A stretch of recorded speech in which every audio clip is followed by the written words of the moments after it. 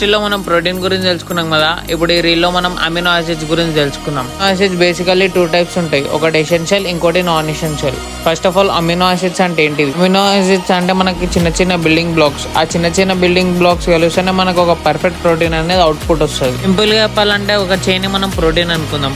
ఆ చైన్ తయారు కావాలంటే మనకి జాయింట్స్ కావాలి. ఆ జాయింట్స్ ని మనం అమినో ఆసిడ్స్ అనుకుందాం. ఇప్పుడు అమినో ఆసిడ్స్ అనేవి జాయింట్స్. ఆ జాయింట్స్ వచ్చేసి ఒకటి ఒకటి ఒకటి ఇట్లా అటాచ్ అయితే మనకి ఆ చైన్ అనేది తయారైతుంది. అది మనకి protein. First essential amino acids గురించి తెలుసుకున్నాం. ఎసెన్షియల్ అమినో ఆసిడ్స్ అనేది మన బాడీ అనేది ప్రొవైడ్ చేయదు, మనం బయటకే తీసుకోవాలి. సో మొత్తం ఈ ఎసెన్షియల్ అమినో ఆసిడ్స్ అనేవి 9 ఉంటాయి. సింపుల్ గా చెప్పాలంటే ఈ 9 ఎసెన్షియల్ అమినో ఆసిడ్స్ కలిస్తే మనకు ప్రోటీన్ అనేది కంప్లీట్ ప్రోటీన్ ఉంటుంది. ఆ కంప్లీట్ ప్రోటీన్ తీసుకుంటే మన బాడీ రిపేర్ అవుతుంది అండ్ గ్రోత్ అవుతుంది. మన డైట్ లో కనుక 9 ఎసెన్షియల్ అమినో ఆసిడ్స్ లేకపోతే no results. And non essential amino acids అనేవి మన బాడీలోనే తయారైపోతాయి. కానీ మనం ఫోకస్ చేయాల్సింది ఎసెన్షియల్ అమినో ఆసిడ్స్ మీద. ఎసెన్షియల్ అమినో ఆసిడ్స్ కావాలంటే మనం ఒక రిచ్ డైట్ అనేది చేయాలి, especially complete protein. Next reel లో మనం అయితే చూద్దాం కంప్లీట్ ప్రోటీన్ అంటే ఏంది, ఇన్కంప్లీట్ ప్రోటీన్ అంటే ఏంది, వాటి వల్ల యూజెస్ ఏంది.